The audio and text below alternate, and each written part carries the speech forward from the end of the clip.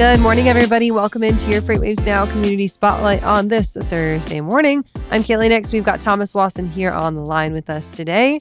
Thomas, a good episode that you flew solo on this week, and it's all about the ramblings of Thomas Wasson. What all did we cover? Today's ramblings was brought to you by Truckload Network Design. And it's something that I think I see a lot of times when we listen to influencers and stuff talking about how to find loads, how to get your customers. Shout out to Adam Wingfield, does a great job of that.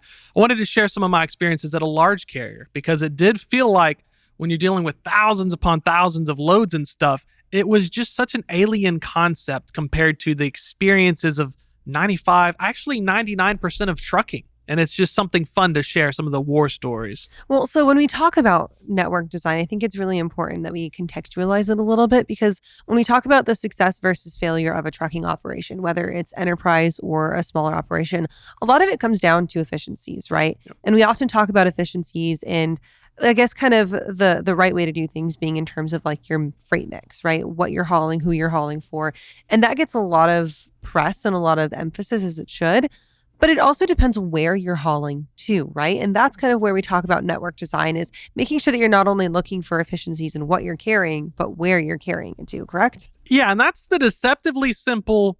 On the front, on the surface, it's deceptively simple. Right, it seems like that should be a no-brainer. Yeah, you're hauling things. So yeah, you should make money off it. But then you look at the iceberg and you're like, oh, there's this whole scheme of it. Because everyone in freight talks about how, okay, I'm going to help you automate your workflow with your TMS. I'm going to help you do your maintenance. I'm going to help you with your tolls. But nobody helps you figure out, really, if you're doing Heartline had this problem. Heartline does a great job at figuring out what they want to haul. 85 OR. I wish I was as good of a pricing analyst as the Heartline folks. They bought two carriers, and the challenge now became, how do we fix that they were hauling poor things? Because how you haul, what you haul, where you haul is all that matters, because you could make a few little tweaks. And when you're running 10,000 trucks, 50 miles deadheads difference multiplied by 10,000, and we talk about the cost a mile being like over $2 a mile with wages and everything else, it adds up. So now the fleet has to really figure out, am I picking the right clusters? Am I going to the right places? Because if you can't answer that question, or you make the wrong moves, you could have situations where it doesn't matter how well your company is run. You could have the most efficient thing, but at the same time, you're wasting money every load. You're just wasting money. You didn't even know it yet through things like deadhead and other costs. So let's frame this a little bit in terms of merger and acquisition decisions, because I think that's a really fascinating lens to look at it through. And obviously the last kind of year and a half, we haven't seen a ton of M&A activity, especially in the enterprise carrier space, because the market has not been great. That's no secret. And carriers have had a little bit of a tough time. Again, not so big of a secret. But back in 2021, 2022, where we were seeing these big M&A deals, a lot of that was talking about, okay, well, we see this is very strategic by these carriers. They're looking to expand their networks and expand their footprint overall. We heard a lot of conversation with that, with companies like XPO deciding to expand and purchase some terminals, was that expansion of their footprint. Can you talk to me a little bit about when it comes to making decisions about mergers and acquisitions, or deciding to acquire a company, how important is expanding your network, or even reworking your current freight network into somebody's footprint that might be different than where you are? How much does that factor into M&A decisions? I think it does factor in. I think it factors in a significant portion, because there are instances where we've reported on M&A and it was specifically stated we're also gaining this customer, which is a big deal. Like, imagine you get a UPS as a customer and you bought an LTL carrier who happens to run on one of their areas. The Knight-Swift US Express merger was a really interesting one, because I talked to a few buddies who, hey, I worked at US Express. US Express competed in the same bucket of shippers as a Knight and a Swift, a Walmart, a Procter & Gamble, a Home Depot. So now that you've bought and absorbed US Express, even on their earnings call, they were talking about how there were some changes to US Express's customer mix and network. Because imagine that you can't fully integrate all three, but the least you can do is not compete against each other. Right. So now in this RFP, if I'm a Knight Swift, maybe I really love P&G, but US Express is big on tractor supply. So I'm going to lay off TSC, but I want them to give me, that kind of stuff. And that's the funny stuff we don't see behind the scenes, is like, that is a big problem, because what you don't want to have is you're competing against yourself, because then you also have to find more other customers, tertiary customers, backup customers. And that's the same in the LTL space. Like, we'll see these mergers and acquisitions. We're finally seeing the yellow terminals open. Now that those terminals are reopened, can I get some of those old customers? That's the key, right? Is how many of them have been hanging around waiting for that to come back into their space as well. Thomas, what else did we cover this week on the pod? We had some Class A. So I was talking a little bit about the newsletter last week. I've been doing SiriusXM. Had a good conversation with Marco Corey with AI Fleet, talking about what they're doing, humanizing trucking.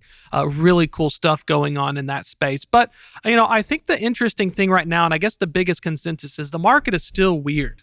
Things just feel weird right now. I've been writing about the entire truckload market conditions. Rejections are flat. Reefer's doing well, but it's just one of those weird summer doldrums, if that makes any sense. And I do feel like a broken record sometime, but we are really just, we're supposed to have a busy Atlantic hurricane season. Mhm. We're really just waiting for something to happen. And I wish I had more fun stuff. It's like spot rates are flat. They went down like a cent. Rejection rates are within like 20 basis points. We're still under 5% nationwide. So it does make this job hard because it does feel like the freight market has taken a vacation. All right, here's some would you rather questions, Thomas, for and they're all in terms of the freight market.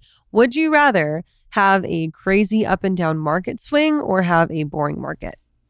Oh man. If I was a broker, I'd love a swing. Swings are where it's at. If I'm a carrier, at least I know I'm screwed if it's a low market. Like that's, it's tough, but you at least know what you're dealing with because you'd love an upswing, but you'd also really hate a downswing. And that can be the biggest. You can get in big trouble when you start chasing that. It's like candy. You decide to okay, because I've seen some large carriers do that. We've lowered our contract mix to take advantage of this upswing.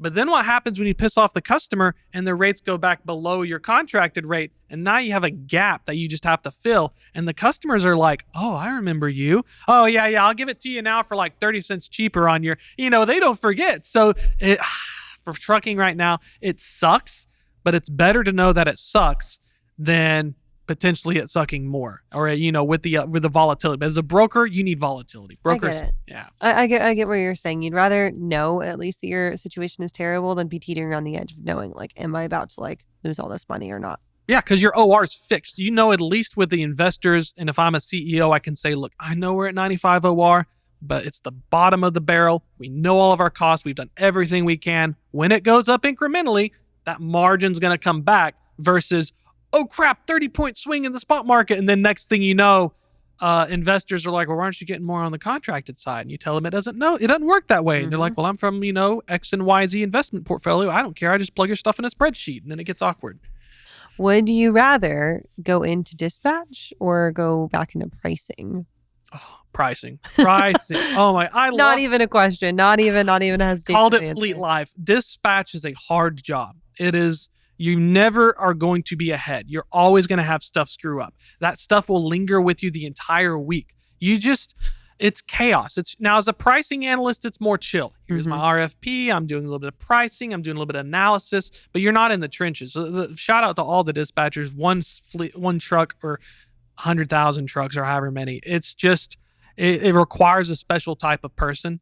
You're on the phones all the time. You get the funk some days where you get mad because your phone circle, other people aren't picking up their calls, and then their drivers, then you secretly hate them, and you're just all in the same area. It's like, yeah, I know your dispatcher's going to call you back. It's okay. No, I promise. I know you're mad. I know it's been 10 minutes. Yep, I'm waiting to hear back. Yes, yeah, like that. Imagine that every day for like 100 phone calls. And then you have like customer service and all these other people. Hey, Thomas, where's your truck? Why is your driver doing this? Why aren't you doing this? Why aren't you doing that? It never ends. Shout out to our dispatchers, the unsung heroes. All right, last question for you, Thomas. Would you rather subscribe to the Loaded and Rolling newsletter or catch it on YouTube every week?